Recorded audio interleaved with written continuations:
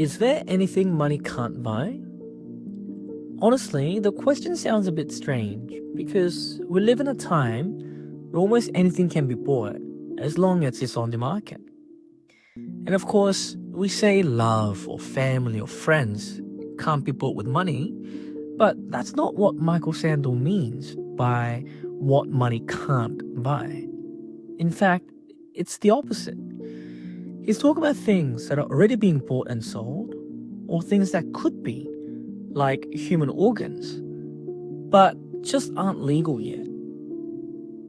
These aren't abstract values, they're very real and very concrete issues. And that's why this book is a little scary, but interesting, and also a little uncomfortable. Today, we'll look at what money can't buy from 4 perspectives. First, the upside of money.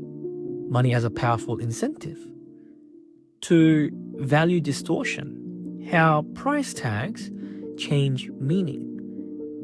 3, a practical objection, a counter-argument. How pricing can expand services. And 4, judgment and alternatives, where markets should stop. Let's take what money can't buy from 4 perspectives. 1. Money as an effective incentive. The strongest form of persuasion in the world is not emotion, it's incentives. Money is a pretty decent tool. As long as we live in capitalism, money is the language that moves society. Money works for 3 main reasons.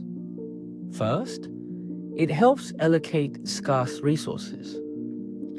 There are things everyone wants: good housing, good seats, good time slots, good services. But we know that resources are limited. Not everyone can have them at the same time. So money works like this. If someone is willing to pay more, they get it. The resource goes to that person. Is this fair?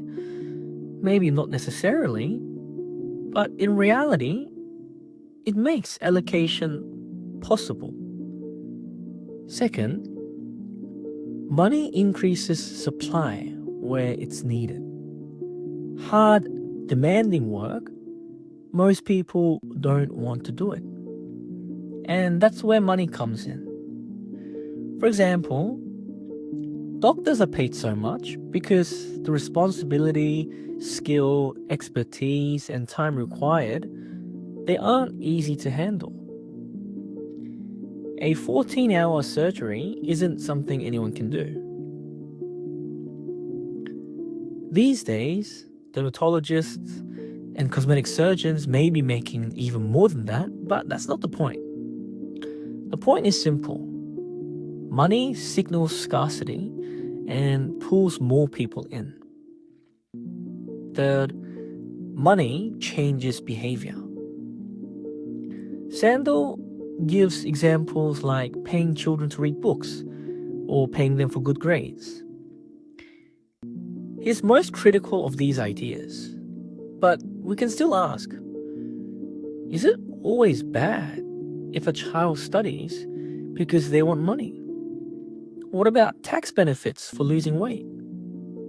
Money clearly changes how people act. If used carefully, it can increase supply, speed things up, and push behavior in a positive direction. So far, money sounds pretty good. So, where does Sandel think the problem begins? Perspective number 2. Price tags change intrinsic value. This is the core of the book. A price tag doesn't just describe value, it changes it. The strengths of the first perspective we just discussed are mostly about efficiency. But not everything can be reduced to just efficiency. Because efficiency isn't about something being good in itself, it's about comparison, faster, cheaper, more convenient.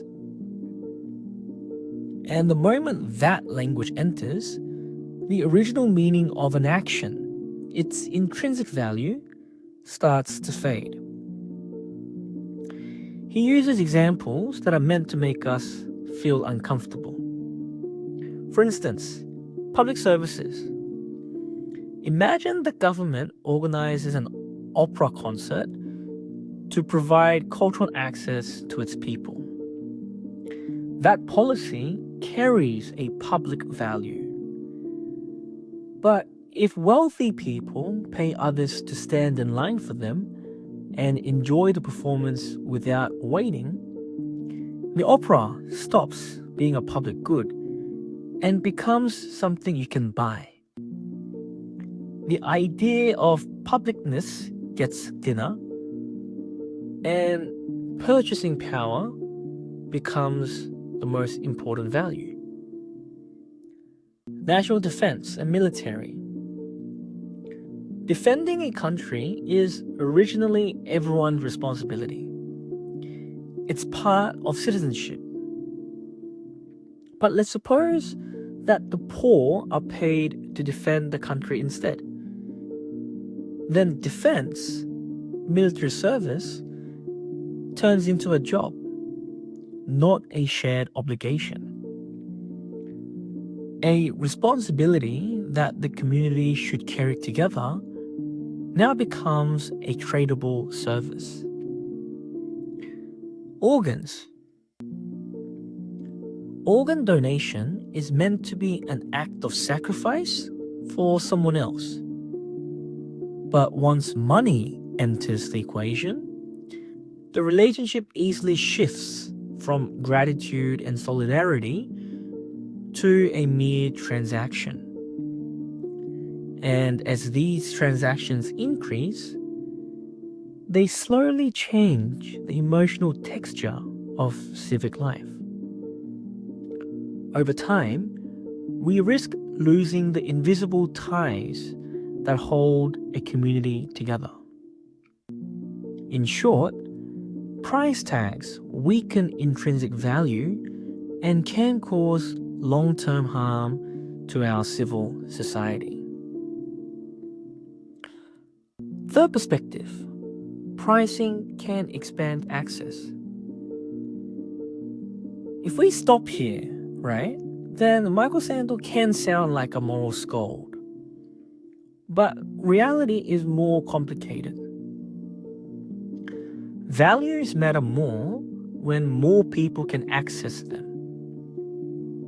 If only a few benefit, then that's another form of inequality. So here's the counter argument. When you attach a price, you create resources. Those resources can be used to provide better services to more people. For instance, public housing. Public housing in city centers supports equality and opportunity. But when supply is limited, it becomes a lottery. Only a few win. But if land is priced and funds are raised from developers or buyers, that money can be used to increase supply. If more people benefit in the end, that could serve the public good. Airport fast tracks. They work the same way. Pay and skip the line could feel unfair, but if that money is now used to hire more staff, improve facilities, and reduce waiting times overall, the benefits may eventually reach everyone. It could just be a matter of time. So the key point is this. It's not that pricing is always bad. What matters is how the money is designed and redistributed. Fourth and the last perspective. So where is it that markets stop? Even if efficiency improves services, something still feels a little uncomfortable. That's because money itself doesn't tell us what is good. Money is neither good nor bad. It simply can't make moral judgments. That's why Sandel says this. We need to distinguish what should be left to the market and what should not. I think his position can be summed up in 3 points. First, even if efficient, markets should be blocked when they undermine dignity or citizenship.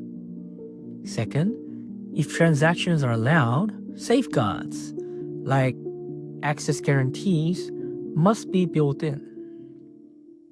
Third, these decisions should be made through public debate and political processes, not by markets alone. Taking this one step further, we also need to rethink how we see money. Prices reflect purchasing power and institutional rules. They don't necessarily reflect moral worth. A price is not the truth about value, it's a number shaped by markets and inequality. That's hard to accept in a world where penthouse views and Ferraris seem to define success. But that's exactly why we need debate and shared norms to speak for what money cannot. So to wrap up and conclude, no, Sandel is not anti-market. He worries that markets are invading too many areas of life and weakening society from the inside. What we need is not less market, but clear boundaries. Because not everything should be turned into money. And what money cannot express, we have to decide together. So, let me end with 3 questions. And please, leave your thoughts in the comments. First, what value do you think collapses once money enters? Second, are airport fast tracks fair or unfair? Why? Third, is organ trade an efficient solution or the commodification of human beings?